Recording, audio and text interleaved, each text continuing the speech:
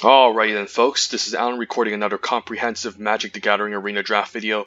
Let's do some more Premier Zendikar Rising draft.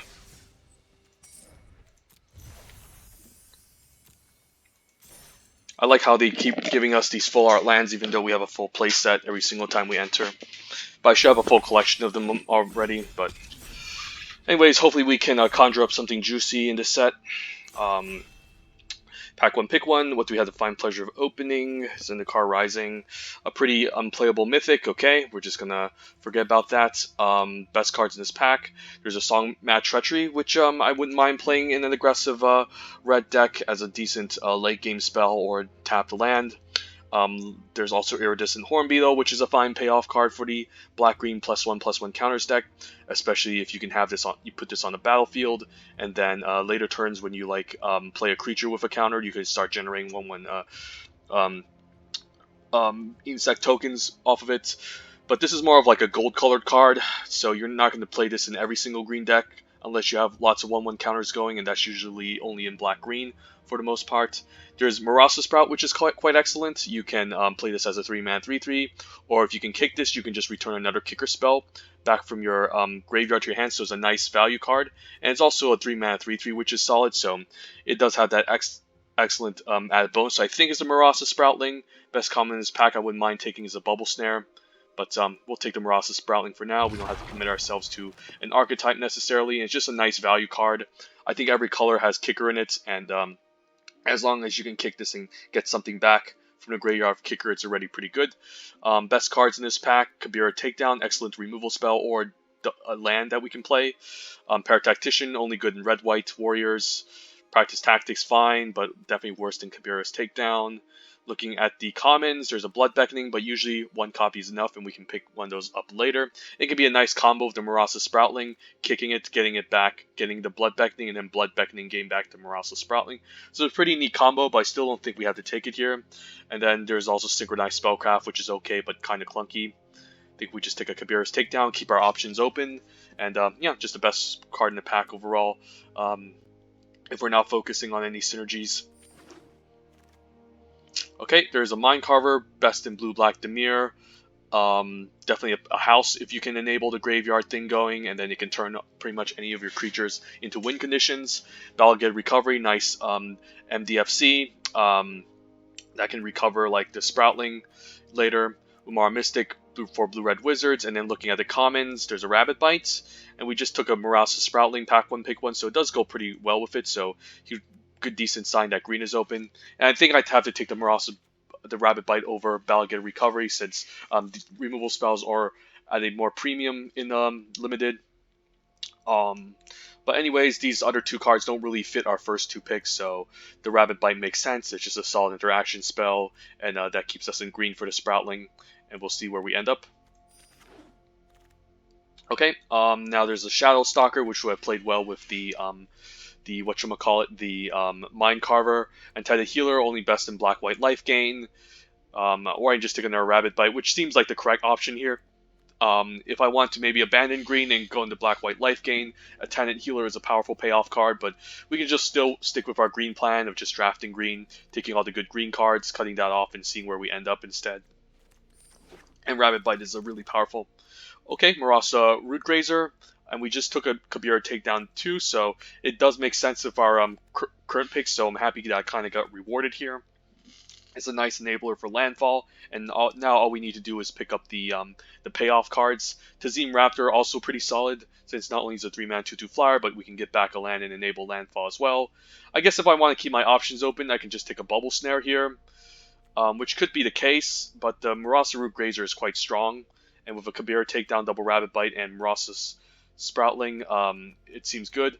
I mean, the Bubble Snare usually is going to stay on the battlefield, so even if you kick a Marasa Sproutling, you're not going to get it back. Alternatively, there's a Field Research which we can get back, but I still think we take the most powerful card in the pack and just kind of take the risk here and take it. Okay, another nice Landfall payoff card, Can Be Bailoff, quite excellent with the Marasa Rootgrazer. This card is definitely an overperformer. 4-man 3/3 usually doesn't survive a Royal Eruption, but it's still going to beat down pretty hard if you manage to untap and play a land and attack.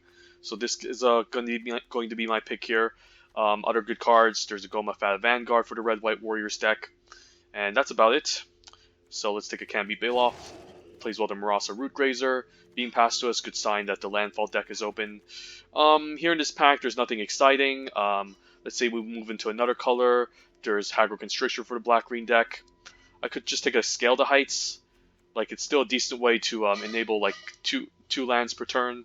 Gains us a little bit of life and draws us a card and replaces itself, so it's not bad.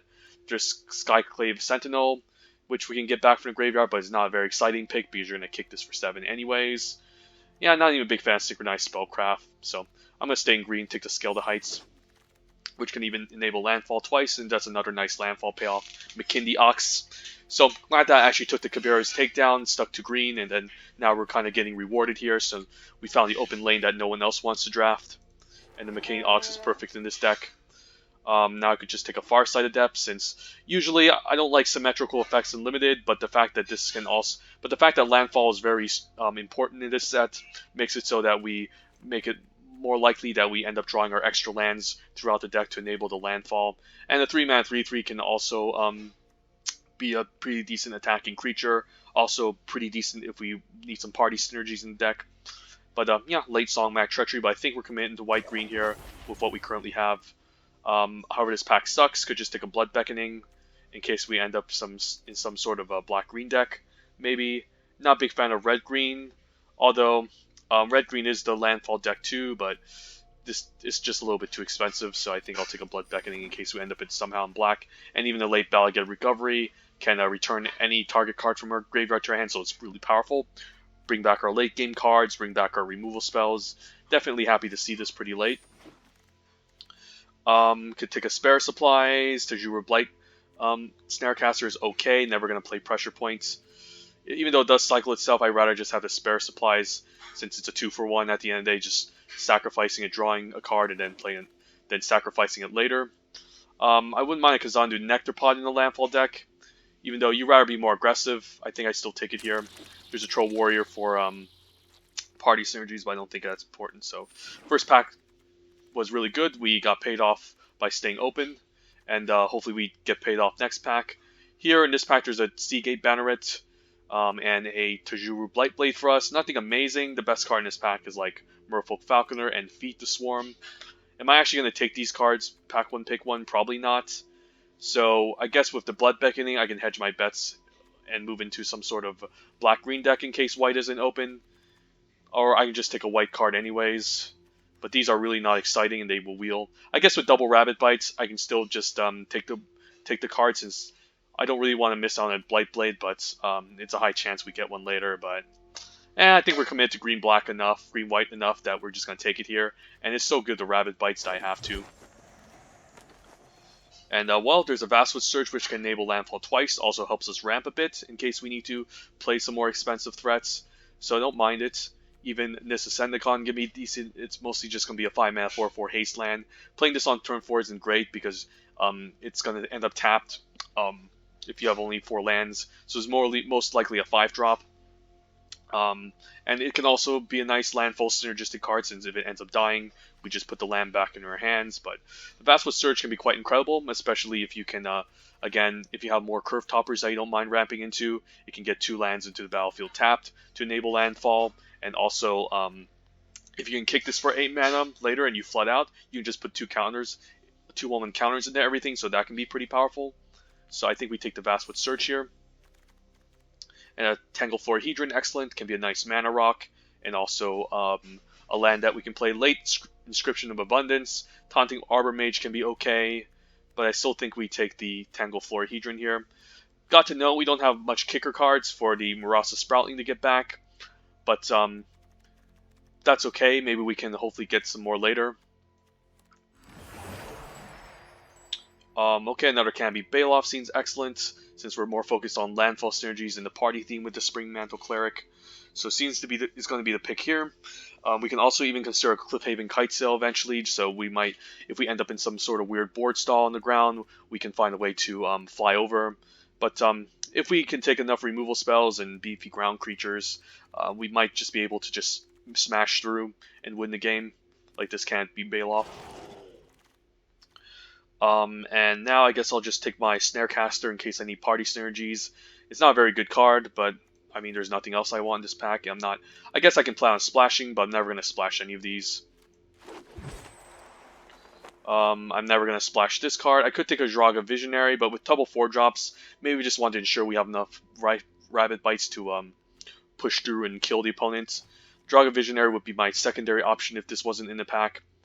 But yeah, with 2 double Canby Bailoffs, I don't have to make it a huge priority, so just gotta take the Rabbit Bite, ensure we have enough removal. There's also a Tazim Raptor there to enable Landfall, but I'm always going to take Rabbit Bite over it, and another modal dual face land. Another way to close out the game is to just pump the whole team and kill them. None of these are great. Kite Cell Cleric, I guess if we kick this, we can tap a bunch of stuff down. I already have a Nectar Pod, which I don't even know if I want to play or not. I guess I'll just take the uncommon for the vault. Take the card for the vault. I also have to remember I could splash with this Vastwood Surge, but it's not a great splash. It's not a great card to even like splash with. Reclaim the Waste is usually better, since this is 4 mana and you don't really want to like get the turn 4 to find your second land source. But it can still be fine. It's better just to ramp or using the late game to put counters everywhere, so Vastwood Surge is really not that amazing at helping us fix in the first place. So I don't think I missed out on much. Ooh, there's a Nissa Zendikar, which I don't mind. Yeah, I guess I can take it, or I'm just taking a Blightblade with the triple Rabbit Bites. But we can maybe pick up one later, since we saw a bunch of them get passed. And the Zendikar could be a decent 5-drop in this deck that we might need.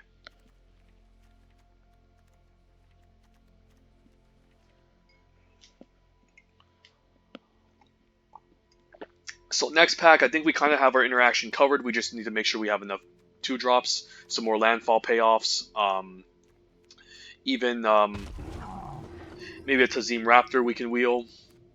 But overall, still pretty solid. I think this pack was a little bit worse than our first one, but hopefully we can get kind of our payoff here for sticking to our guns. Even the Blightblade wheeled, so kind of happy I took the Zendikar over it. Pretty strong card we could splash. Alternatively, there is a Draga Visionary, which is the best card in the pack for us. Kabira Outrider for the party synergies, but I don't care. There is a Dauntless Survivor to fill the 2-drop department. Yep, overall not very impressive. I think I just take another Draga Visionary since this is a nice 2-for-1, and hopefully I can get more 2s. I could consider splashing some black removal later, hopefully, if I pick up a Reclaim the Waste. I'll take another Florahedron. This is a pretty good card for party, but we're not focusing too heavily on the party. We just want to enable landfall, beat down for our large creatures that we're ramping into. So we might not even need like aggressive 2-drops early on, since our game plan is to ramp. And Kazandu's Stomper is perfect for this deck. I also wouldn't mind a Shepherd of the Heroes, but I definitely need this beefy top end creature, not to only get lands back to enable landfall, but it's just a nice creature we can ramp into. So definitely I'm going to make the cut. And it's a powerful win con. I could take the Reclaim the Waste now, but I'm not going to pass up for a Journey to Oblivion. We don't have enough party to give this like a huge discount, but it's still a very good removal spell. And even if it's just like 4 mana, it's still pretty solid. And we have 2 rogues, you know, a Farsight Adept, Draga Visionary to give it a discount. So it's still a great removal spell, so gotta take it here, I think.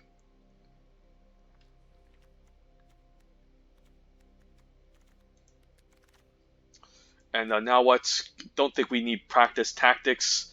Don't even like the Cell Sword. I guess I can take the Reclaim the Waste. It can maybe function as a land. And yeah, I can find us 2 lands if we can kick it to enable more landfall synergies. Our landfall payoffs, we don't have a lot currently. I guess only like double Canby, Bailoff, and McKinley Ox. But it's still fine.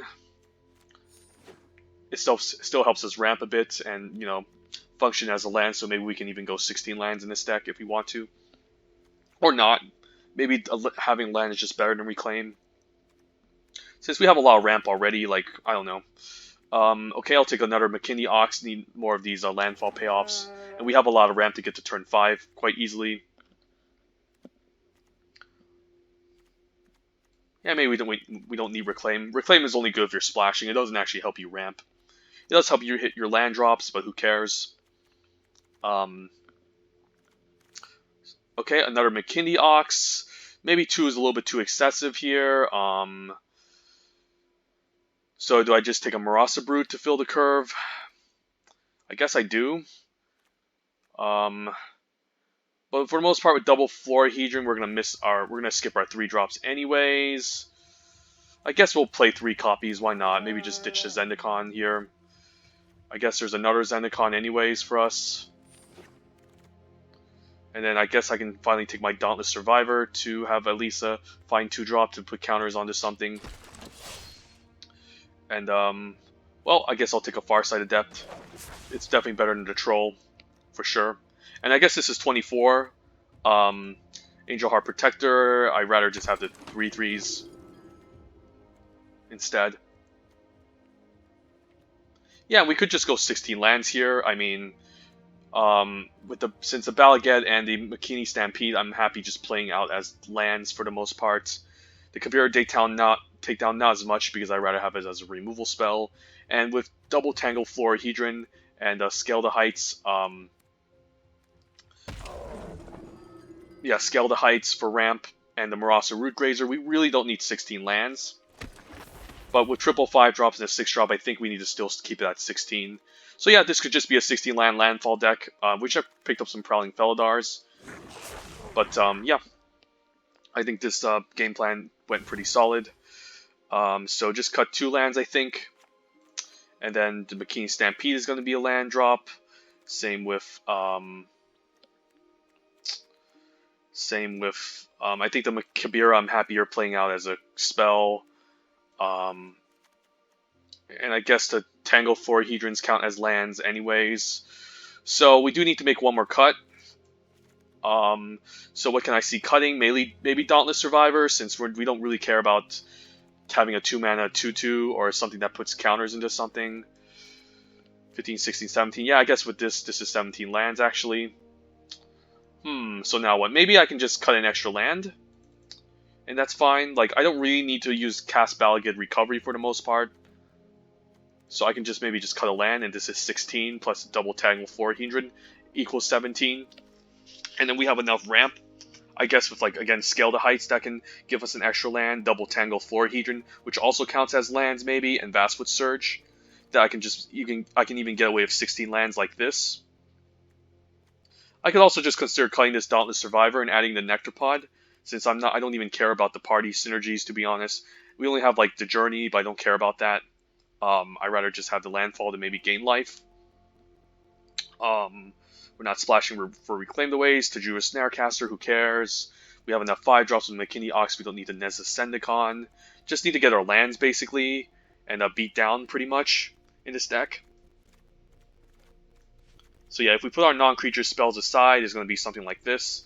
I also don't hate the spare supplies in this deck, just being able to filter. It can be a solid 2-for-1 since it replaces itself, and then you can sacrifice it later.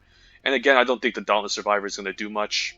I think we should have enough tanky creatures at the top end that we'd rather just have this sort of configuration in the deck, for the deck. So yeah, let's try it out. Seems fun.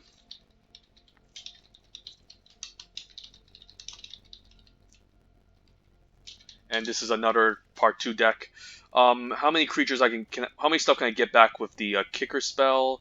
That's another good question. Yeah, we don't have much kicker, so it actually isn't that great in this deck. But it's still a 3-mana 3/3.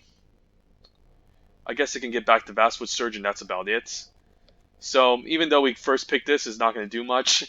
But still, again, a 3-mana 3/3, so I'm fine with that. And there's a chance we could get back to Vastwood Surge with it, and that can be quite nice.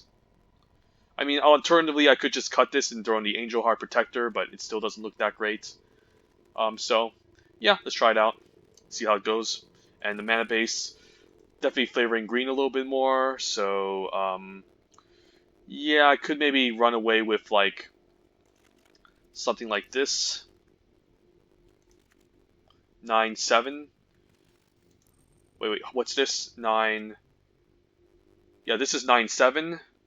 I guess we do have more. We have the Tangle Florahedrons that come in as forests as well, so I guess I don't want to be that greedy. Just keep it like even split seems fine. And hopefully we just don't draw all of our white mana early on. But yeah, this is almost like what's this? 7, 8, 9, 10, 10 green sources and 8 white sources already. So yeah, I guess we can try something like this. And the picture, I think we just throw in McKinney Ox this time, or even Marasa. Marasa seems okay. I guess the Marasa Root Grazer also helps us ramp, so.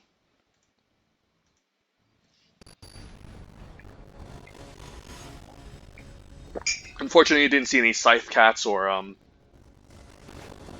whatchamacallit. Okay, Root Grazer on 2 seems fine. Even Nectarbot can be pretty decent, gaining us a little bit of life. But I'm probably going to leave the Root Grazer since it beats down a little bit harder, and we can still keep the Kabira takedown in case we need removal. Let's keep this. Yeah, the Scythe Cats would be perfect in this deck, same with the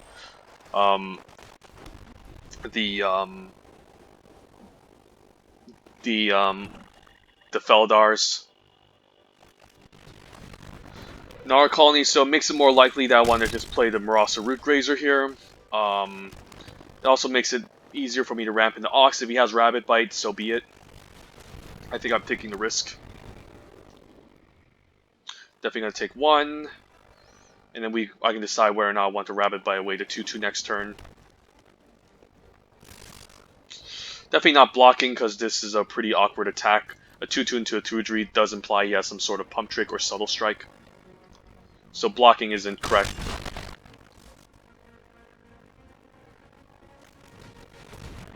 Kazandu Mammoth is scary. Unfortunately, I can't really Rabbit Bite it away. I could Kiberis take down the 1/1. I could Farsight Adept and maybe get a land dropped. I could fight away the 2/2. This is going to become a 5/5, so I'm forced to take 5 perhaps here. Or I can play out the Nectar Pod, play land, gain some life, and still block the 2/2 and take 5. I might need to set up a turn where I need to Rabbit Bite away the 3/3 next turn.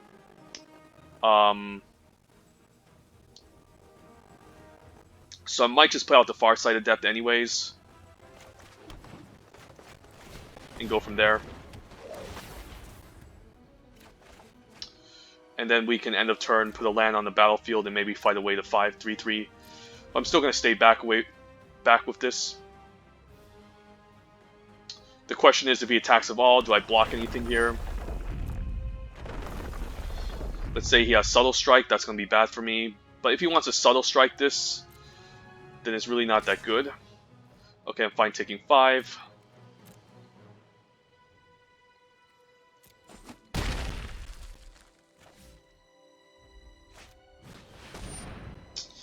Okay. The question is, do I want to activate this? I guess I do. It's better to ramp than not.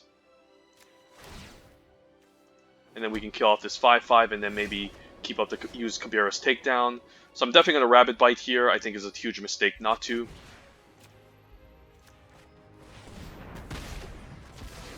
And maybe I can keep up the Kabira's takedown for something. Or I just use it now. Yeah, maybe just use it now. I just need to clear a path and not get run over by all these creatures. And we're just going to say go and decide whether or not we want to activate this end of turn.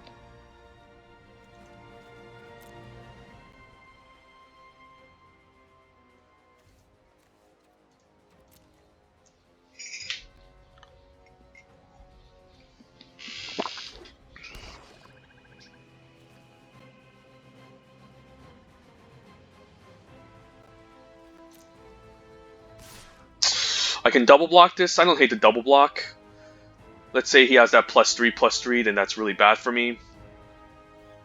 Alternatively, I can just put a 3/3 in front of this and force him to use it, or the 2/3. Subtle Strike would be pretty bad here, which it's a high chance that he has, but if he has that pump spell, giving +3/+3, that's not good for me either way. I guess he would need to kick that, but if he kicks it, it's going to be pretty scary 2-for-1. So I think we actually just block with the 2/3. And if he uses Subtle Strike, he uses it.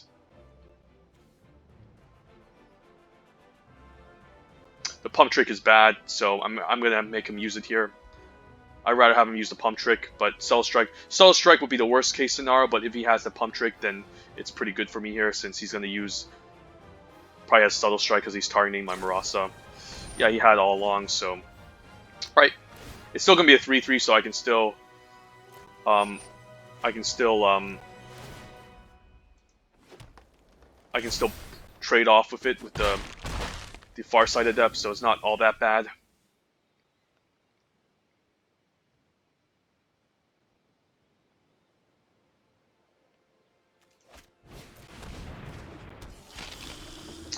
Now a 3-2, okay, so now what? Guess the 3-2 can attack past the 4-3 and the 1-2, so I would rather play out the Ox. Do I keep this in my hand? I guess I don't mind. Since I'm not really looking to attack this turn, I can just stay back. Opponent does seem to have a very strong deck. Okay, I guess I'm fine taking one here. This is a sign that he doesn't have any way to deal with this 4-4. So I can just sit behind everything here, and well, that's an annoying card. Guess I don't mind playing the Far Side Adept here. Maybe set up some sort of double block or Journey. Journey's quite good.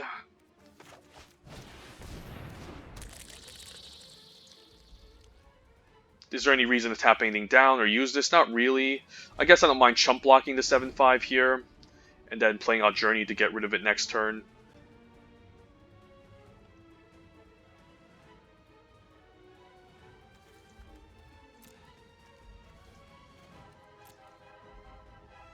Because I can't even Rabbit Bite this away, and I can't really afford to take 7.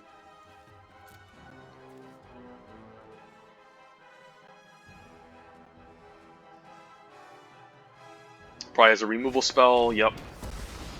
Alright, I guess we'll be doing some pretty interesting blocks this turn. Maybe just trading all this off and chump blocking the 7-5 and taking 1.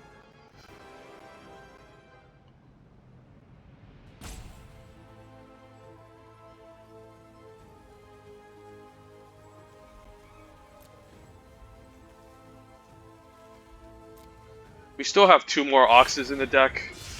Well, this is gonna hurt. So I'm definitely forced to chump here.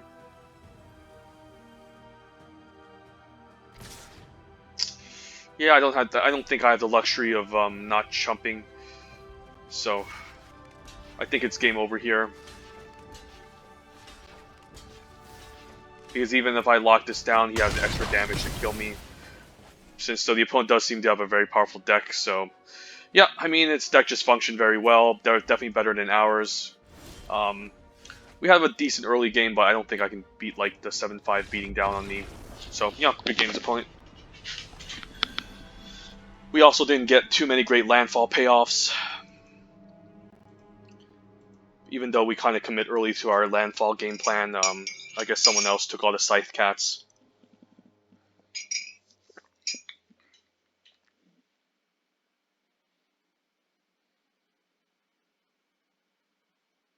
Hopefully we can face against an opponent with a worse deck next game.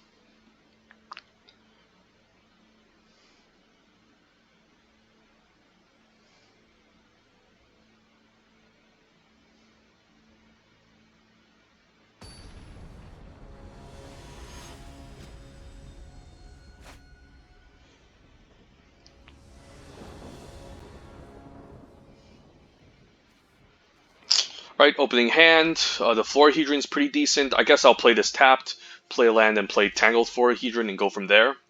And then we should get to turn 4 or 5 for the McKinney Ox. So that seems good.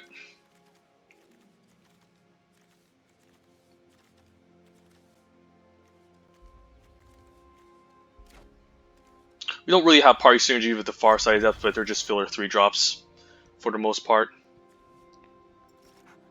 And we do want to kind of dig through the deck to find our playables and get more lands.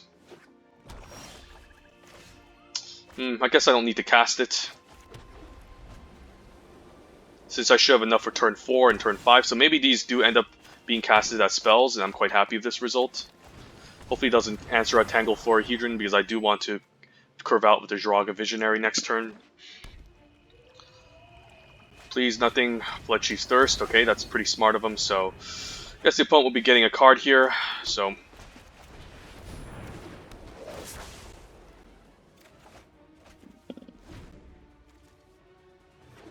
and we're still at least curving out, so it's not the end of the world. Both of us stack the creatures. That's okay. It's almost like trading. I guess I'd rather play the Canopy Baloth since it hits harder, and then we can curve out into McKinney Ox. So is he playing mono black? What's going on? This is a 2-colored set opponent, not 3, or even 1. But I guess he had all the removal spells, so it makes sense that he's going mono black. But hopefully he runs out of steam here, because I'm curving out with lots of quality creatures here. Dreadworm, I can tap that down, attack for 4, and then play out the Nightblade. Seems good. Let's Visionary first, if we find something that we can cast for 2 mana like a Rabbit Bite. Okay, no, but we'll play out the Blightblade. Seems perfect holding off this 5/4. But this is probably going to get a Landfall trigger anyways, but in case he doesn't get Landfall, this is quite nice, holding off the 5/4. Okay, hopefully no land. And no land, pretty good for us. So now what? I guess I don't mind using Skelda Heights on the Jiraga Visionary. Or McKinney Stampede. Using it on the Visionary is quite nice, since now I can attack past the 5/4.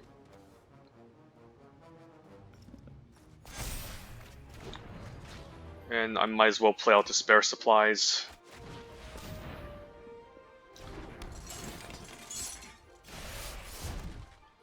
Yep, and then we'll play out the land. Tap down the 5/4, and I guess I'm fine attacking with both of my 4/4s. I could have also considered playing out the second land here, but this is quite good. If he does play a land, he can hit me for 7, but he's pretty far behind. I can just play another McKinney Ox next turn, tap down 2 of his creatures, and attack with all, and that's lethal. Blood Beckoning to get that back. I think I'm going to stack the 1/1 here, since the 4/4s can represent lethal here, so yeah, I'm just going to stack the 1/1s, and then I can tap down the 5/4, and then we should be good. Alright, McKinney Ox is great, and then I might as well just play out the Stampede anyways as a land.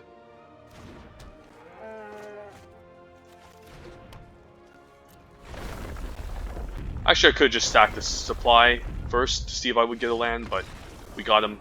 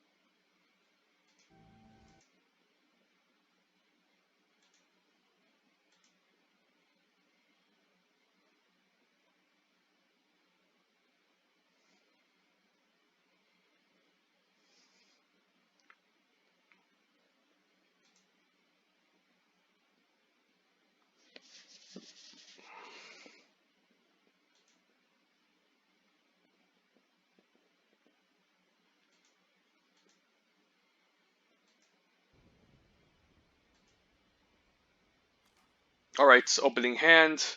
I guess I'll just play this tapped. Yeah, seems okay. And then we can curve out with the Marasa Root Grazer.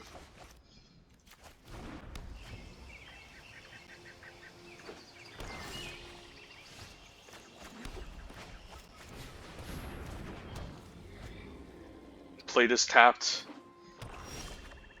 I guess I don't mind Scale the Heights to play even more lands. So what I can do this turn is I can play Force. I can play the Farsight Adept instead. Like, I don't really want to Scale the Heights here to play out the McKinney Stampede.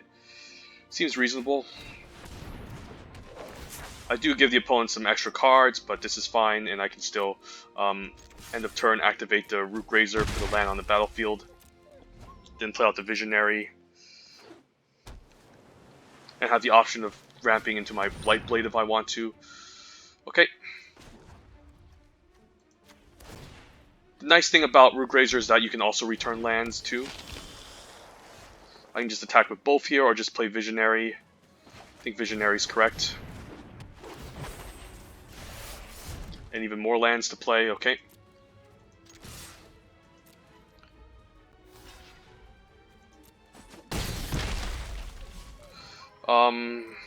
Do I play out the land? I can decide whether or not I want to play it out or not. Next turn by activating this. Skitter Sneak. I guess I can make something into a 4/4 to hold this off.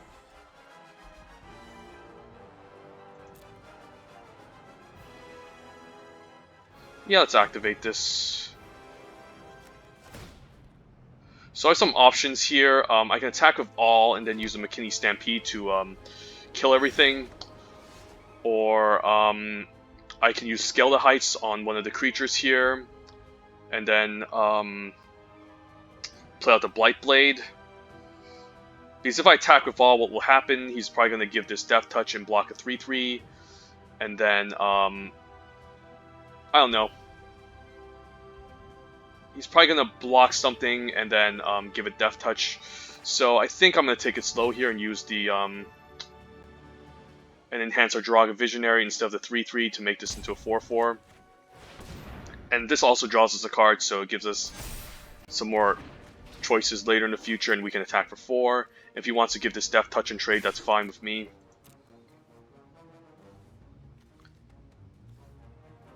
Because this is a lot of damage. And he's going to lose his Death Toucher, and eventually I can Stampede and just kind of barge my way in against the opponent.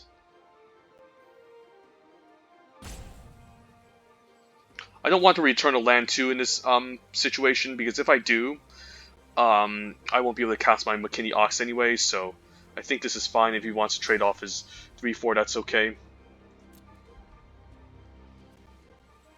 I think this is fine. Because I want this to die, this is a good 3-drop. And this is just essentially a 2-for-1 since I draw a card anyways off of it.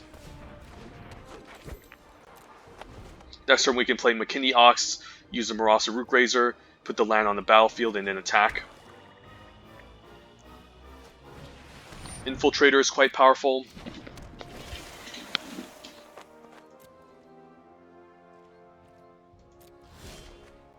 I don't mind just sending in the whole team, and then if he blocks, then I'll use the McKinney Stampede. Alternatively, I can just use the Stampede. I don't know, maybe I could just attack with 2 of these. But he's probably going to double block, which can be a huge problem. He might just tap this and attack to draw a card, which is okay by me. Maybe I just take it slow, play out the McKinney Stampede. And I can actually activate this at instant speed to tap down the shirt for the Infiltrator so he doesn't get to attack. But we'll see if he taps the 3/4 first to make this unblockable and draw a card. And if he does that, we can just activate this at instant speed again. Do I do it now? Huh. I mean, if he wants to do that, he's going to take some damage back, so he's going to be taking 6. He draws a card. So I'm going to let that resolve. Like, I might have the option to tap down his Rogue to prevent him from drawing a card, but he's still going to take a lot of damage back. So I think I'm fine with him drawing a card here. and then we can still take the game slow. Okay, how much damage can I do to him next turn? The McKinney Stampede. 4, 5, 6, 7, 8, 9, 10, 11, 12. It's a lot of damage. So I just take advantage of that.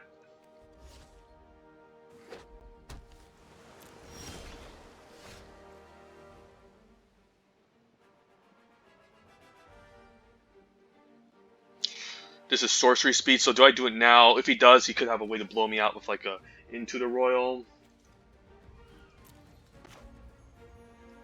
So let's just say I move the attacks here.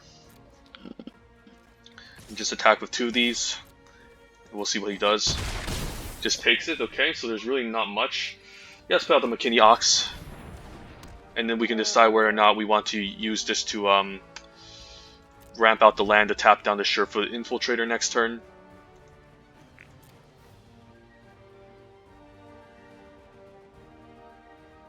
Because we can activate this at instant speed to put a land if he decides to tap down a rogue to tap this down so he doesn't draw a card.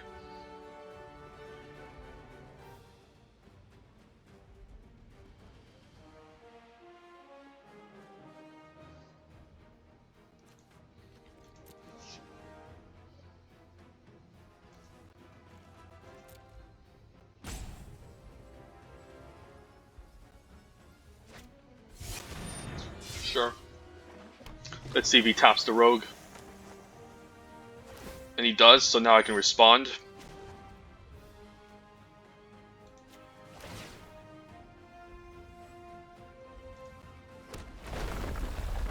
Tap this down anyways. So then he has 2 blockers, so then he has 2 creatures he can't attack with.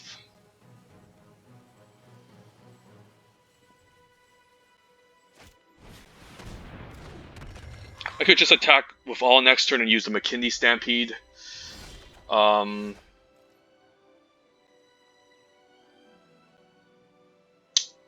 He's just gonna trade for the put the 3/4 in front of the Blight Blade though. I guess I can do this and then play a land. So what I can do is I can give all my creatures +2/+2. I can play a land, tap down the flyer, and then he's forced to chump. Otherwise, he's just going to take too much damage here. Move the combat, I can attack with all. And then he can't block the 3/3 because if he does, he has to take all this damage. I guess if he blocks anything, he's still dead, so that was quite nice.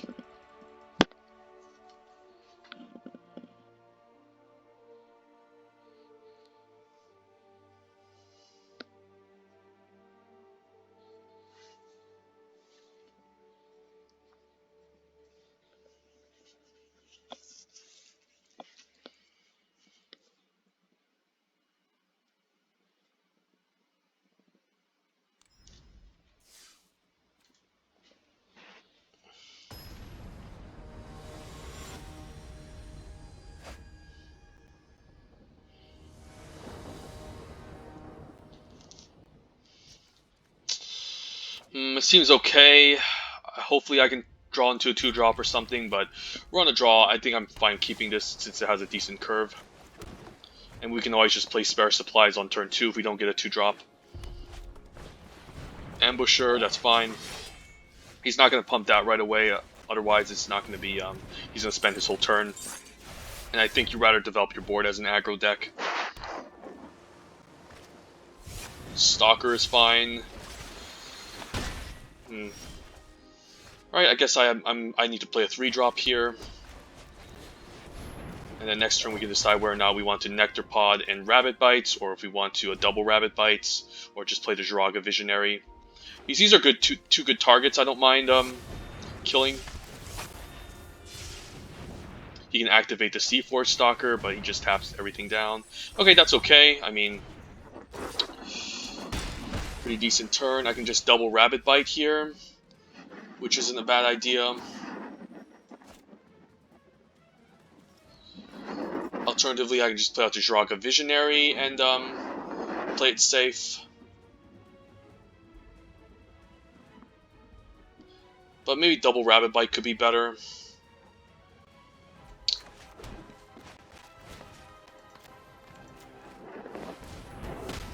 And I'm gonna Rabid Bite away the 2-3 because eventually it can just become unblockable. So this is fine, and then he still needs to pump this to trade for the 3-3, so it's not good for him. So he's spending his whole turn to pump, so that implies that he doesn't have much. So that's good for me. So now what I can do is... the Baloth looks pretty good. Or I could just play out the Visionary. Play land. I guess I'd rather just play the Baloth here. Since next turn I can play land into Kazandu Stomper. Do I attack here? Probably not. I guess I'm fine staying back. Because he could kill my 4-3 and then hit me here, so I think I'll play it safe for now. Get back his Glacial Grasps. Okay. Maybe to hold off my Kazandu Stomper. So this turn I could just take it slow. I can play out the Nectar Pod. Landfall. Gain a bit of life. Make a big boy, and then I guess I don't mind attacking these two. And then I can still play the Jiraga Visionary to trade.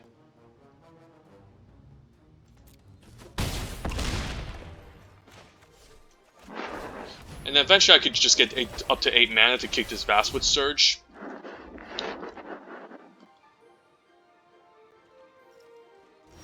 Opponent's going to use the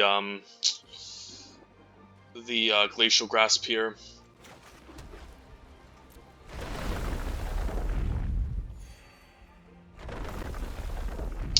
Let's move to attacks.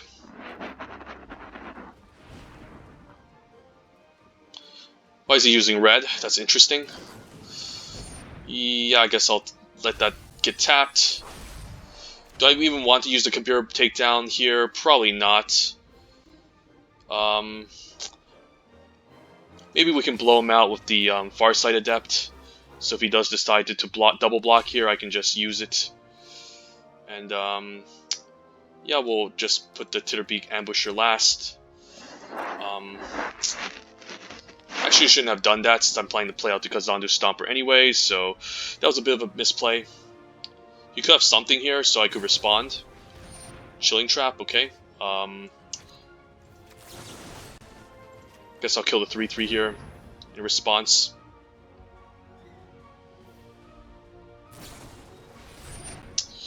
Okay, I guess I can still... I'm killing nothing. Guess I'll sack and draw a card. Rasa Sproutling is not bad. I guess I can replace the 3-3. Am I looking to kick anything? Not really. Like, I should have 8 mana to maybe next turn to play the Vastwood Surge, so I think I'm just going to play this. And he has to use like two interaction spells just to survive this turn, so I'm glad I got rid of Spell Shield. Sure. I can still attack with the 3-3 and the 3-2. Skeletal Heights isn't bad, but I think I want to just play out the Kazandu Stomper here. Or just play out Skeletal Heights anyways, and then the 3-2 can maybe attack, and maybe he's forced into a weird double blocking situation. I don't know, let's just attack with the 3-3, I think.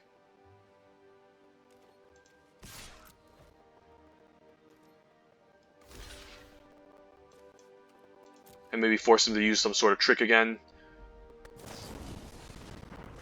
Wow, all these Chilling Traps, what's going on? Hopefully no counterspell this time. Okay.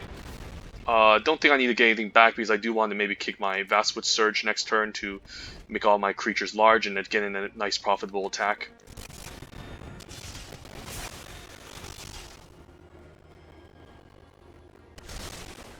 He might have a blink of an eye at instant speed. Okay, unfortunately no trick, but so now what? I guess I can enhance the Kazandu Stomper or even just the Nectar Pod here. So I don't know, maybe maybe we just move the attacks first. I guess I can maybe even I guess I don't mind just putting on the Stomper so he can't pump and use the Cascade Seer to trade profitably, and then now I can move the attacks and just attack with a 7-6 and hopefully there's no blink of an eye to punish me. Okay, at least that wasn't blink of an eye.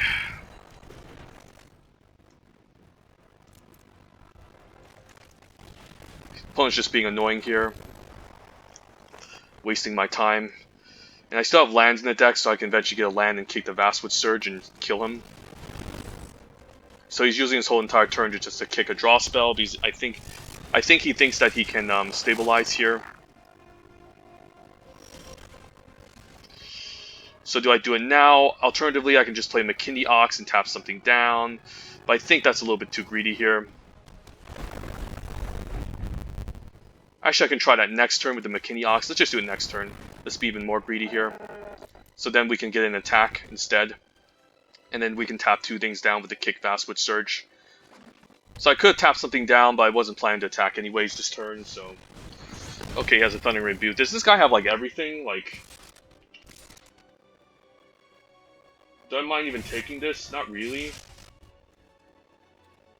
I guess no blocks, since I'm fine using the Vastwood Surge kick next turn. So how much is this? 8 mana, so I think we kick it.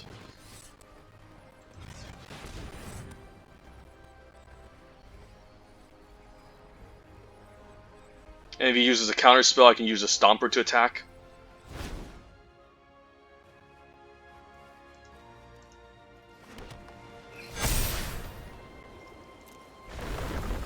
And I'm also gaining life, so I'm fine just attacking with all, I think. And he needs to chump and block here. Or have some bounce spells.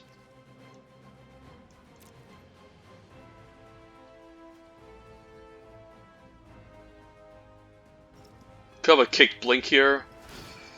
But I guess he's just going to try to block. And trade off for something here, but... It's still going to be pretty rough for him, since this is 11 damage total. So kicked Vastwood Surge for the win.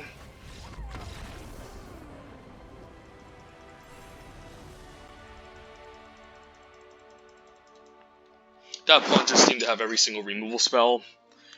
Since I could have set up an insane turn where I could have kicked the Vastwood Surge, tapped 2 things down, and still put a bunch of 1/1 counters everywhere, so... I'm glad he didn't have a blink of an eye or some way to interact with the Kazandu Stomper.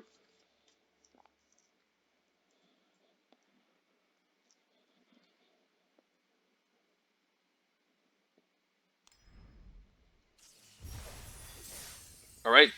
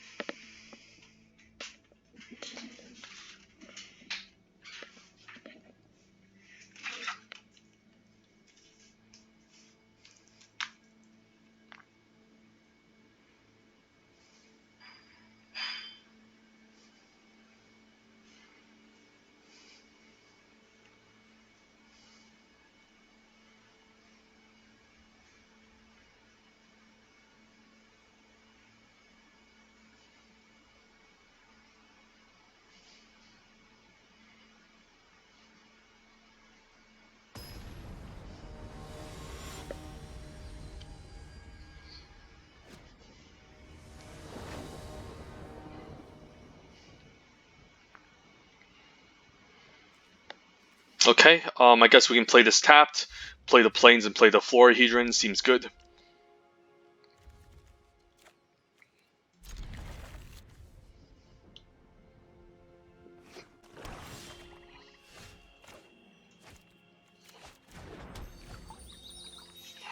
And hopefully doesn't kill this with like a subtle strike.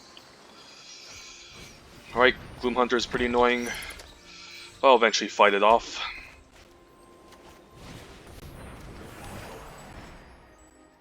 And next turn I can ramp out into the Baloth, hopefully. It would suck if he had a Subtle Strike to put a counter onto this and kill our 1/1. But this is curving out quite nicely, so I can just play land, play the Baloth here, say go. And this can beat down pretty hard. And hopefully I can find another creature to follow along with this Baloth, because if I'm flooding out and I don't have any creatures to play, that's going to be a big problem. Attacks in for 1. I'm hoping he taps out for something here, but it's probably going to be a Glacial Grasp, I think. Okay, Field Research, that's good. So now I could just play out land and attack for a bunch. Which I don't hate. Guess I can also play out Spare Supplies and Farsight. So I think I'm going to play land first. I mean, play out the Spare Supplies first. Draw a card. Play out land. Tap the... and then attack with the 6/5 here, which is a lot of damage. And then I guess I'll just play the Farsight Adept to apply a little bit more pressure. And maybe find something else good too off the top.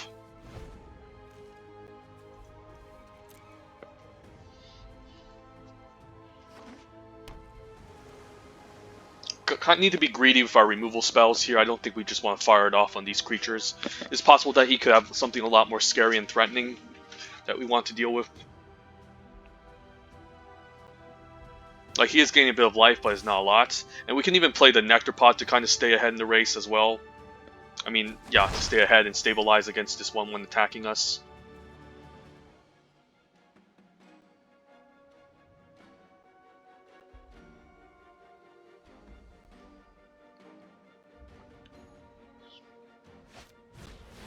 Expedition Diviner. I guess I don't mind killing that. Merfolk Wind Robber I don't really care about. So what I can do here is I can...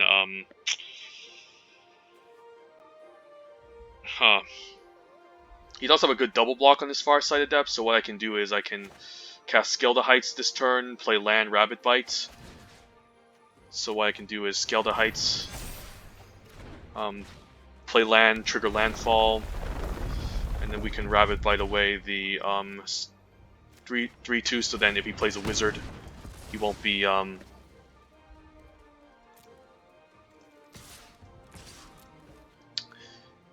He's forced to chump here, which makes me happy.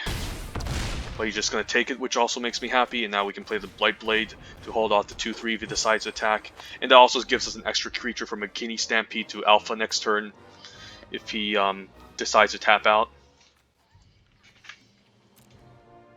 But I like how these big creatures are just applying pressure towards him. And he's forced to like stay back and chump. Okay. So if he decides to attack with 2 creatures here, I can just potentially just pump the whole team in attack. But opponent is definitely playing it safe here. I'm hoping he just attacks me the 1/1 flyer too, so then I can pump my team and get across. Because he will have a chump blocker against my board here. McKinney Ox is decent, so I could McKinney Ox and tap something down and then attack. Alternatively, attacking the 4/4 and then having him like double block is a decent 2-for-1 for me. So I think I'm going to save the McKinney Stampede here, attack for 4. Forcing him to do a chump.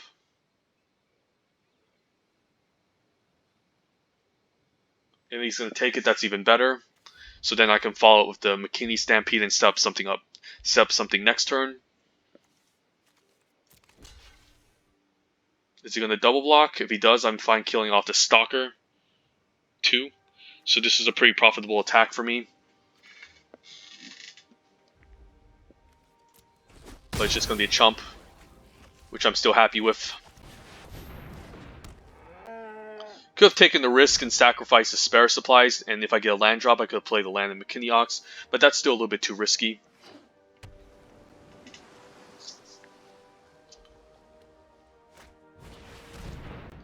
Made me discard 2.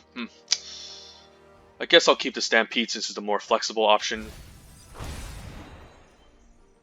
I can either play it tapped or pump the whole team in Alpha next turn. I think I'll Alpha. I'm happy that he's attacking the Gloom Hunter. Because if I pump the whole team in attack, he doesn't have any good blocks next turn. He's probably going to out-chump the 4/4 and then take 6 or something.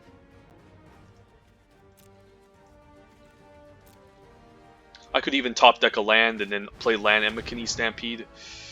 Okay, I don't really care about that. Do we just pump the team? Do we just look for a land? So if we pump the team in attack, he's going to chump block a 4/4. Perhaps double block a creature, and then... yeah, I think it's better to just look for a land. So what I'm going to do is I can stack the spare supplies. Main phase. Canby Bailoff is quite good, but I think we need to look for a land here to tap something down and get in a good attack. No land. So do I just play out the McKinney Stampede anyways? I guess I do. And what I can do is I can tap down a 2/3 and then attack with both of these, forcing a chump.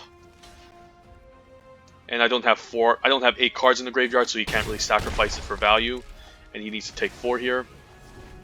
And now he might be forced to stay back with everyone just to stay alive.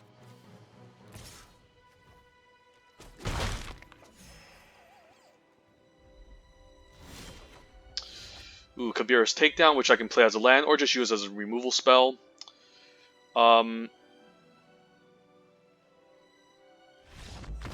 Yeah, I don't mind just... I could have just alpha'd here and then, like, used the Kabira's Takedown instant speed. But yeah, I think that game was set in stone. The opponent didn't seem to have any amazing creatures, so I kind of changed my opinion on this set. I think Rogue might still be a tier 1 archetype, but that's only if you get like the Crab and Low Mage's Domination.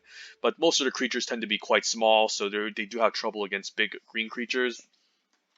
So usually you can run away with the game if you can ramp out large creatures and smash through like some of the matches we've been doing here. But I still think it's a solid archetype, so maybe this is one of the best limited sets of all time and all the other colors are balanced, but black-white is still like has the edge over the other archetypes maybe, since they also have the life gain, the good removal spells in black and also white, and they just have an alternate win plan of draining you instead of attacking you. So white-black life gain was probably the best archetype in this set, and I was a little bit too salty against dimir at the start of this set. That now maybe like this is a very good set and everything was pretty much kind of balanced overall. We still didn't get any Scythe Cats or Feldars, but our deck is still overperforming.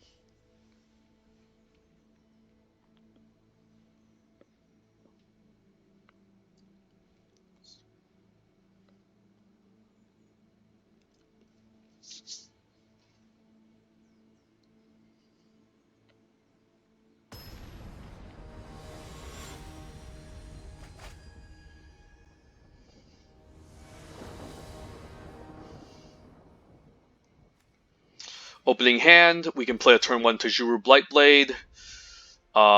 Then maybe play the Kabira Takedown tapped and Marasa Sproutling. It's an okay hand. I think I'm going to keep. I'm going to decide where now I want to play this tapped next turn. Ooh, the Florahedron. Okay, that's a better choice instead of playing it tapped, since I should be able to ramp out, like go turn 5 eventually. And the Rabbit Bite's also quite good. So he could have a Duelist here, so I think I'm just going to play the Florahedron and pass. Yeah, he might have a Duelist here to ambush, you never know.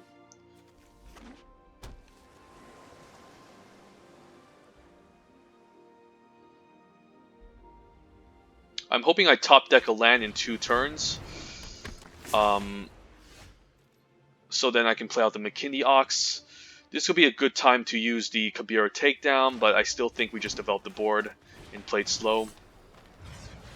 And again, we don't have a lot of kicker spells.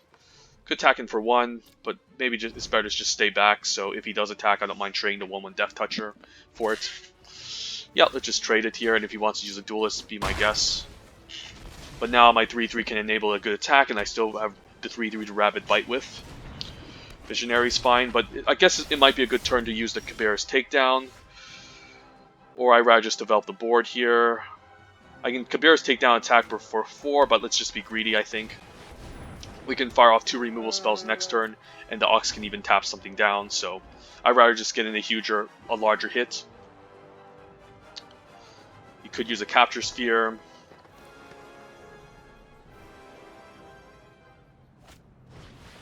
Diviner, okay, so this is a wizard, so I can use 2 removal spells this turn and then get in a huge attack. Or I can just play out Stomper. I guess I can tap something down and play out the Stomper. So that's probably better. So what I can do is I can tap the Expedition Diviner and then attack with both of these. And I'm fine with the trade. Since if he does trade for my 3/3, he would need to play another wizard to enable the card draw effect with this, but I'm fine just doing this instead. And we can still bounce 2 lands back into our hands, so we can start enabling the tap trick. And then we can save these removal spells for something else.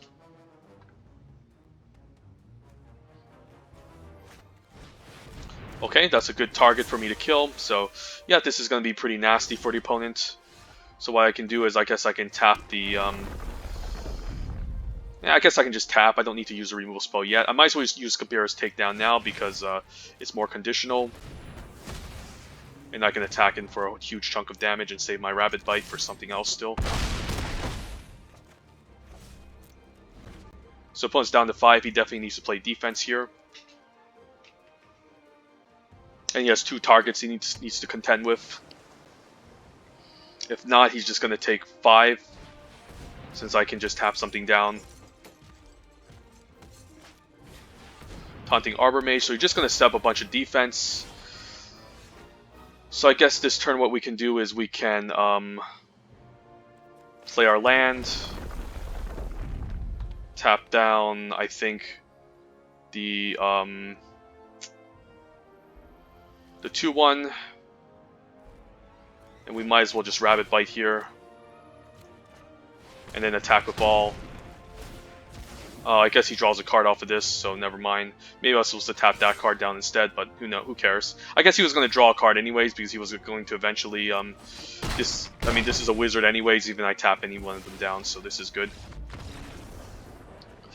Yep, so white-green mid-range landfall, still a pretty decent archetype. Triple McKinney Ox trying to tap everything down. So I guess the McKinney Ox is kind of our MVP in this draft, not really the Marasa Root Razor, since we have 3 copies. So maybe I just change the picture into the McKinney Ox instead.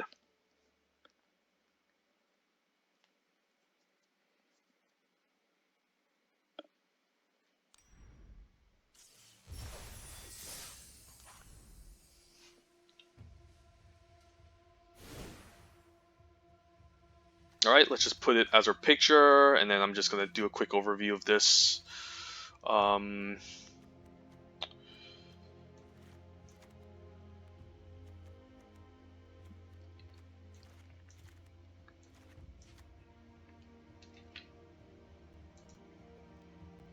Yep, I don't think I'm missing anything out. I think this deck is how it's supposed to be built with what we drafted, so let's keep playing.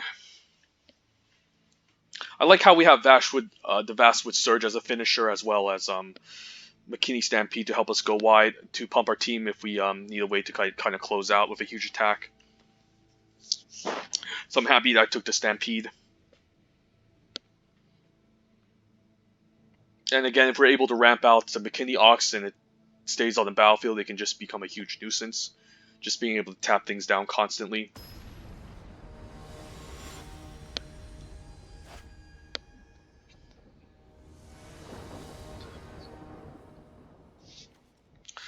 Alright, I always like turn 2 Florahedron, so we're definitely keeping. And we have a turn 1 Blightblade, so I like having 2 copies of these, especially in the green deck. So it's black, he could have a Subtle Strike to answer my Florahedron, hopefully not. Malachor Blood Priest, I'm probably going to stay back with the Death Toucher since we can get better value. I think I'm just fine playing the Florahedron here, and then next turn we can play Forest and the Canopy Stalker. And then maybe Visionary and then we can keep the Balagad Recovery in case it dies to get back in the future. You could have a Subtle Strike here, which is pretty annoying, and then I wouldn't mind trading my Blight Blade for the 3-2. Yeah, no blocks, no reason to block it. We just want to get better value here.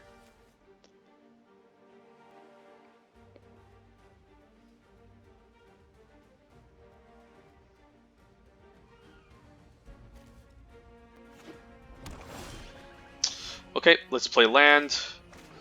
I'm fine playing out the Canopy Stalker, so in case if I attack with a 1-1 and we responds, that's going to be a big deal, so I think I'm fine ramping this out.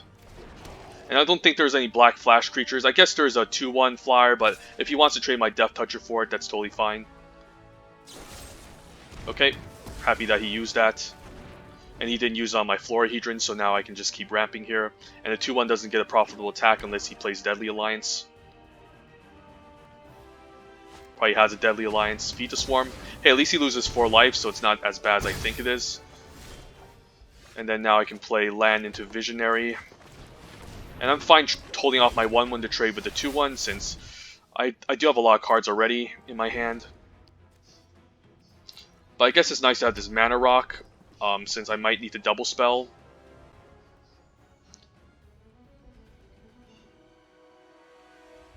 But I could still take it slow, play these lands tapped, and that's alright.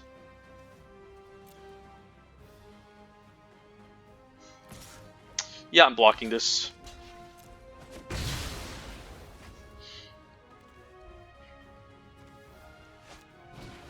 Okay, that's fine, I don't really care. If he wants to spend his whole turn doing that, then be my guess.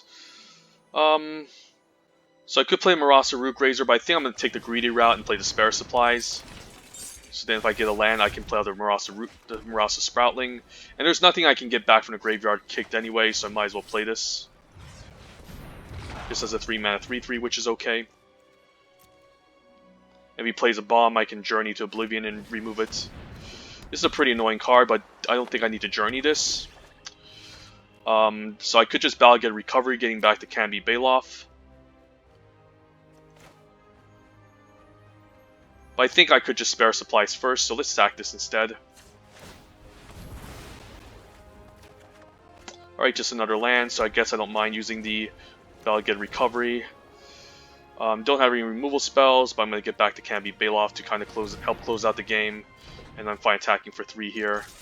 And if he does have any haste creatures, that's going to be a little bit problematic, but I think I'm going to take the risk. Okay, I might have to exile that or keep the 3-3 back. I think I'm keeping the 3-3 back.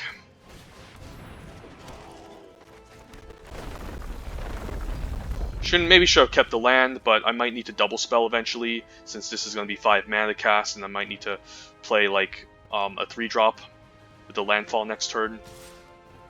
Not going to double block because this is a pretty suspicious attack.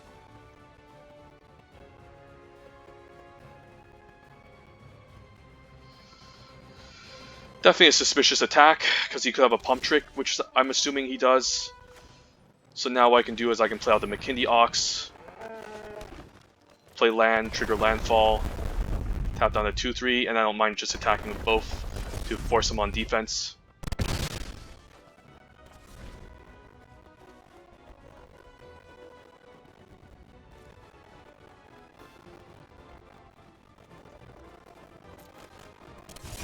Okay, I could trade for this.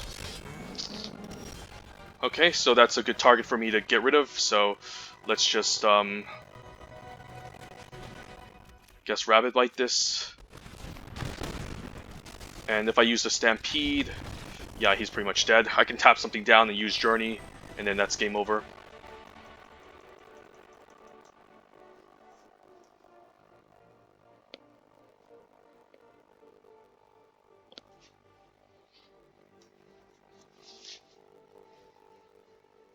And yeah, we lost our first game in this draft, and we managed to climb very far. So I'm very impressed. The first game can sometimes make you tilt if you lose, usually, but the fact that we just won like 5, 6 games in a row afterward does make me very happy. So let's get our final boss, and maybe I'll just do the whole deck overview after this draft, after the final opponent.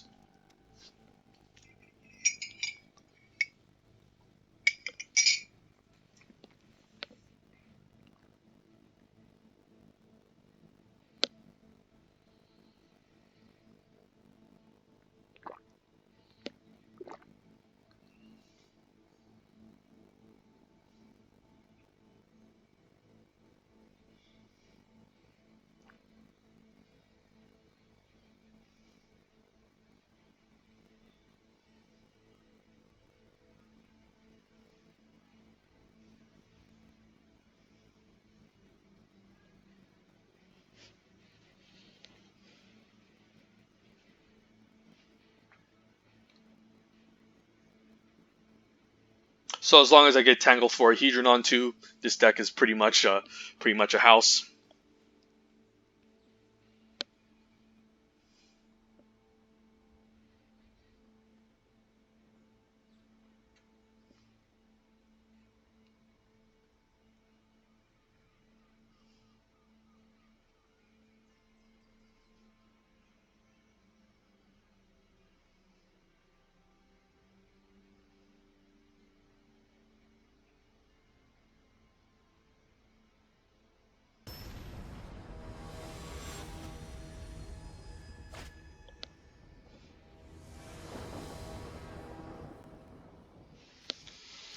Opening hand, well, there we go. It's like I have this in every single game so far. I guess that's what happens when you keep 2 copies, right? So it's not luck, it's skill and having good variance. But yeah, I'm gonna use this as a mana rock, and hopefully it survives. And we're facing against another black opponent, so they could have a subtle strike here. I'll make him use it. Subtle strike will put me far behind here. He probably is holding on to it, but he's too scared. He wants to get value. He wants to play a creature first, and then put a counter on. We're gonna punish him by playing the Canopy Baloff beforehand. Okay, he did it main phase. Pretty smart opponent. Okay. So that does slow me down for a turn, but I can play out the Canopy Baloff next turn, and I can eventually get to land 6. Okay, opponent missed the land drop. We're going to punish him. Might as well just play this tapped at this point. I don't think I need to use this as a mana rock. Because I'm playing the turn 6 Kazandu Stomper anyways, and, well, that wasn't that was not really worthy of a final boss, but yeah, it's just variance sometimes. You don't get your land drops, and getting another nice 7 wins with a green-white deck does make me happy. Actually, the first one was 6 wins and 3 losses because we faced 2 broken dimir decks in a row. But now you can see the power of giant creatures in this set and Landfall. Although we didn't get any of the common Landfall creatures besides the McKinney Ox. Wish we had Felidar and the Scythe Cat, but we managed to still get by. So nice 7 wins. Let's do a quick overview of the deck before we crack some packs. So we're playing essentially 14 lands plus McKinney Stampede and Balagad Recoveries, which most likely will come in as tap lands. Given the fact that we have double Tangled Hedron, I can take the risk of running kind of a 16 lander here, since this can also be played as a land. I'm not really a big fan of playing Kabir Takedown as a land, but if I have to, I have to. But regardless, it's just better off as a removal spell. In terms of interaction, yeah, Kabir Takedown, Journey to Oblivion, and triple Rabbit Bites being very good in this deck. Most of the game plan isn't really to beat down in the early game, but mostly to ramp. So we have like double Tangle for Hedron, Marasa Rootgrazer to get our to ramp over to our double Baloffs on for Jiraga Visionary, and like the Bikini Ox on like turn 4. I mean, yeah, this is on turn 3, this is on turn 4, and then maybe this is on turn 5 if we get lucky. But yeah, just a pretty solid landfall mid-range beatdown deck with certain ways to pick up our lands with the Kazandu Stomper. Fast with Search can search 2 lands, and then in the late game you can still kick this to help pump the team. Scale the Heights can help us ramp, same as the Marasa Rootgrazer. So yeah, I'm not a big fan of the Nectar Pod, but I don't usually hate a copy if I'm looking to be in a mid-range deck, since um, this can be an early blocker to defend against like hyper aggressive opponents. And you're mostly going to, if you're going to be playing on this ramp, you'll be mostly skipping your 3 drops anyways. Um, and you don't care about like being aggro early on, so it's good to have some sort of ground blocker that can stabilize you a bit while you ramp out and towards your beefy creatures. Cards that we could consider a sideboard: Turn Timber Aesthetic wasn't necessary since we have 3 McKinney Ox, which are just better in this deck in general, since we're going to tap things down. There's Zendikar, which does have some land synergies, but with enough MDFCs and ways to search out our lands, I don't think we care about getting a land back in our hand. We just rather have a 5-drop that can tap things down to serve as kind of a pseudo removal spell.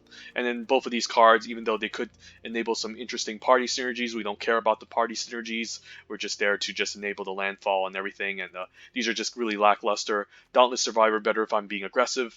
Tajur Snarecaster just a defensive 3-drop against flyers, but again we have enough removal that I don't care about it. I mean, this card is definitely feasible, but again, we just have enough removal, we don't care. We're not super hyper aggressive that I don't need an Angel Heart Protector.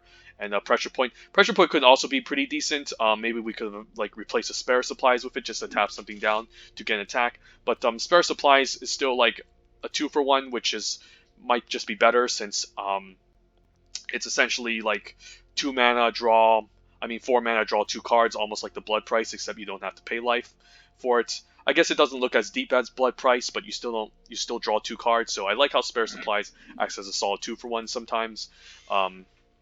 So it does kind of help prevent flood a bit by just having this cycle itself and then drawing the extra card. And then Farsight Adept, even though it did symmetrical effects and we don't have too much party synergy, just a 3 mana 3/3 solid. And then this also enabled us to draw cards in order to get lands for a landfall. And even so this deck doesn't really care about flooding that much. Flooding is actually good since it allows us to cast our expensive spells and then again enable our landfall option. So I like how this set kind of made lands not so obsolete, unlike other sets. And then Marasa Throttling, just a random 3 mana 3/3 in this deck, because why not? It's just a fine stat line. And although we did start pretty early with this card, unfortunately we just didn't pick up a lot of kicker spells to go along with it. We were more focused on landfall. And just 3 mana 3/3 is okay. And there's a slight upside. We could have kicked it to get back like a Vastwood Surge later. Like we could have used a Vastwood Surge to help us ramp, and then we could use the Marasa Sproutling to kick it, get it back, and then eventually kick it again and kick this to put 2 woman counters everywhere. But that didn't happen in any of our games, and it's still a pretty hard combo to pull off. But regardless, I still think like putting 2 lands on the battlefield to enable landfall with what we currently have is pretty solid. So there you have it. Nice 7-in-1 video. Let's crack some packs and go from there.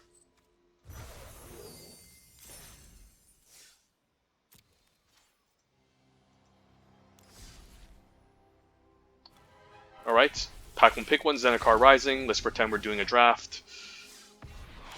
Alright, I mean, this pack sucks. I mean, none of these cards are good. I think the best card is probably just a Cinderclasm.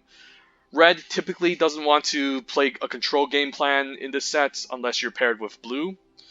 So I don't really like Cinderclasm in like an aggressive deck, but if you're able to play enough 3 toughness creatures, this can be pretty solid. Since against opposing aggro decks, you don't mind just having the Cinderclasm to kind of just kill their small creatures to gain some board advantage. And this card can definitely have its moments, but it is really situational, and it's not good if you're going to play lots of low toughness creatures. But yeah, you can definitely draft red here and get away with nothing but 3 toughness creatures, since the Titter Peak Ambusher and the Expedition Champion has 3 toughness. So yeah, probably just take a Cinderclasm. These other cards like Practice Tactics is okay for party synergies, but usually you can pick up one later, and it's still the opponent still gets to block your creature. So it's not always that exciting, but it's fine removal if you need something efficient. It's almost reminiscent of the card in Eldraine or Righteous Blow from Guilds of Ravnica. I forgot what the one from Eldraine was. It was also 1 mana, destroy target attacking or blocking creature due to the amount of number of creatures you have. But this one is based on party, so it doesn't rely on going wide too much. Just 2 party members can deal 4 damage. So this can be pretty solid, but I think it's just Cinderclasm. But overall, just a pretty awful pack. Alright, Crag Plate Baloth, Veteran Adventure, and Deadly Alliance.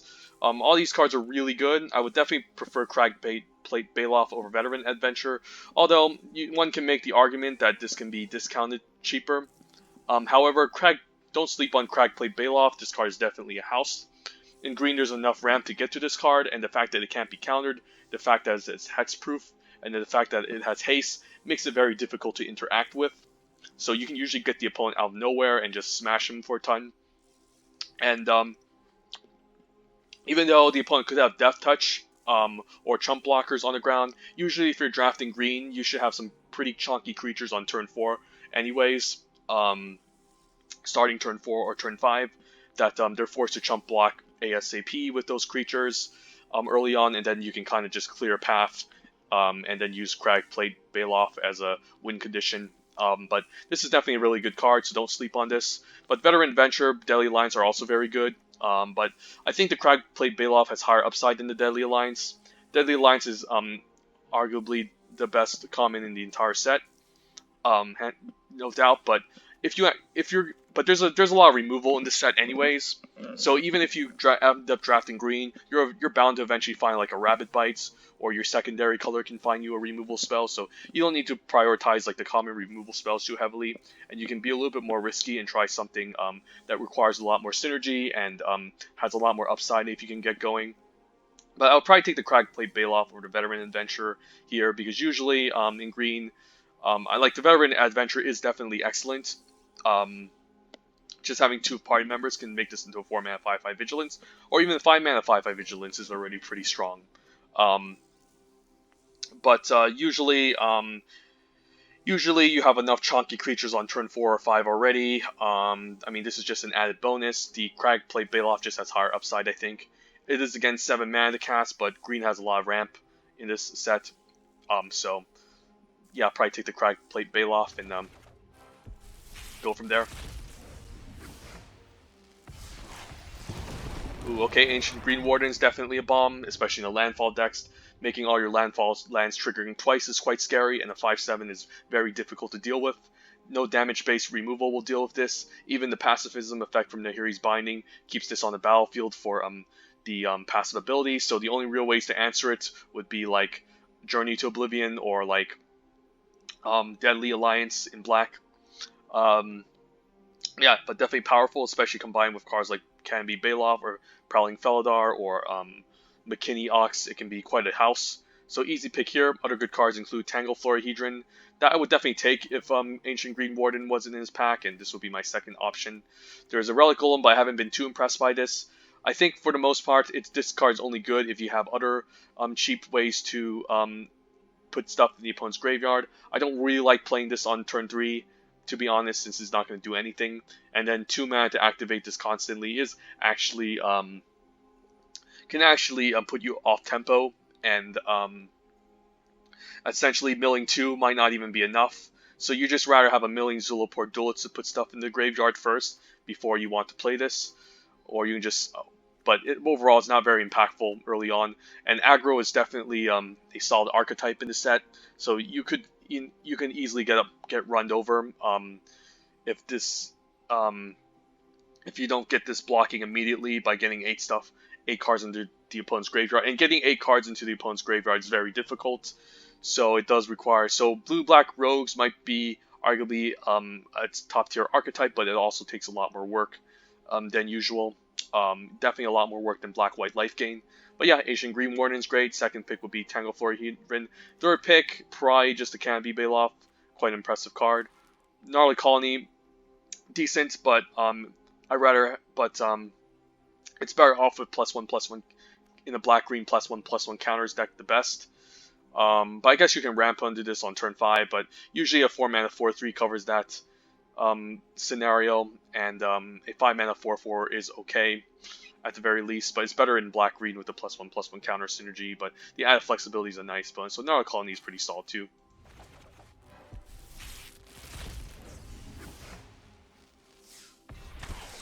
Probably just take a Kaza here. Yeah, definitely a good card.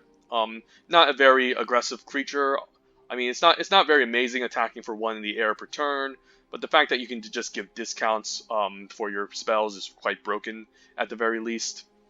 So it's always just nice to just keep this up with some mana untapped during your opponent's turn, and then just being really annoying with the ability while you can attack in with another flyer.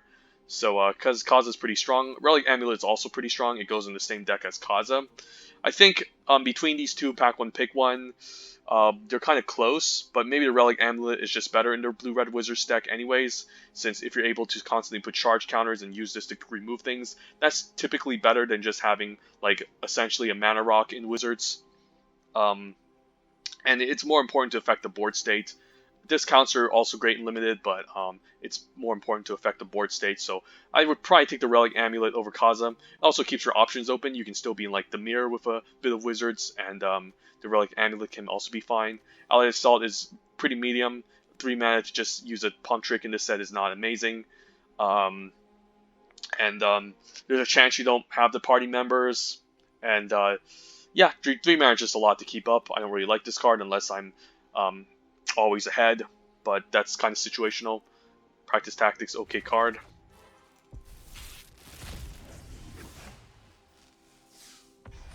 Probably just take a Soaring Thought Thief. That's a nice, excellent uncommon.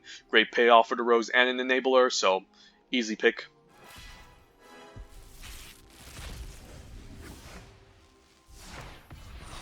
Probably take the Nahiri's Binding. I'm not impressed by the Acquisitions Expert. Goma Vanguard, only good in red-white. Like, this is a fine card. Usually in the late game, maybe you can spy more of the opponent's stuff and get rid of it, but a 1/2 body is mostly just going to be a chump blocker. Even then, if you take a card out of hand, this is just going to be a free card for the opponent to just attack into, and then you just get a chump blocker anyway, so a 1/2 is just not a very impressive stat line. And usually in black you have enough better rogues to play, like the Expedition Skulker, that you don't want to really 1/2. A 2-mana 2/2 Death Touches is better. I mean, Nahir's Binding is actually closer to Territorial Scythecat, since Territorial Scythecat can also be really scary and powerful.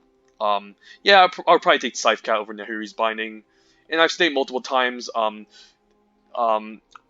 Binding could just be the worst of the best removal spells at common in the colors.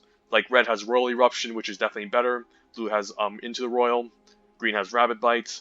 Black has Deadly Alliance, Vanquish the Weak, Feed the Swarm. But Nahiri's Binding being double white can be difficult to cast, and there's just so many ways to interact with it that sometimes it's not that great. It's also active. It's also sorcery speed, so it makes it a little bit worse. So, I mean, it's a good removal spell, but it's probably the worst out of the best of them. I don't know, best out of the worst. I don't know, vice versa. So maybe Scythecat here. Keep our options open. Great in any green deck, especially Landfall.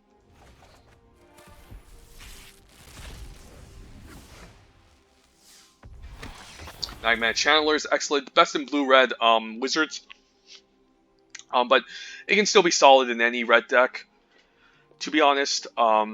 Definitely getting 4 or more instances of sorcery in your graveyard does take a while to get going, but if you do, a 2-mana 4/4 is quite nice. Usually the rule of thumb is that if a 2-drop doesn't get blanked in the late game, it's a good 2-drop, like this Expedition Skulker in the Dimir deck, since a 2-mana 2/2 isn't great, but then it gets Death Touch to hold off the late game, it's quite good.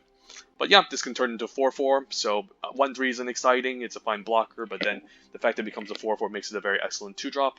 And also, like, in the late game, you can just you can look deeper into your deck, essentially, by converting your land into 2 cards that you can decide to choose from, and that gives you a lot more options than usually the single loot effect, where you loot away 1 card to get another one, so pretty strong card. Demon's Disciple, not very amazing, just a random Edict effect. Edict effects generally are not very good and limited. They're quite situational. They're good against big green decks, but they're definitely not very good against like decks in sets where the opponent's always playing like small creatures constantly. This isn't going to do much. It can definitely enable Cleric synergies, of course. since I believe with the Relic Vial, if one of your creatures die, you can drain your opponent for 1 and gain 1 as long as you own a Cleric, so this can maybe enable it, but it's not even that great. The Blood Priest is probably just better since it stays on the battlefield and still drains the opponent. So yeah, Mag Channeler it is. And there you have it, another solid 7-win draft video. And yeah, that's the perfect quest for us, play 25 lands. Why didn't this load up while we were drafting? We would have just easily gotten 500 gold, but now we have to we have to draft the mirror, see what you did game. So anyways, yep, probably make another limited video for more Zendikar content, and yeah, stay tuned for more stuff, and have a great day. Bye.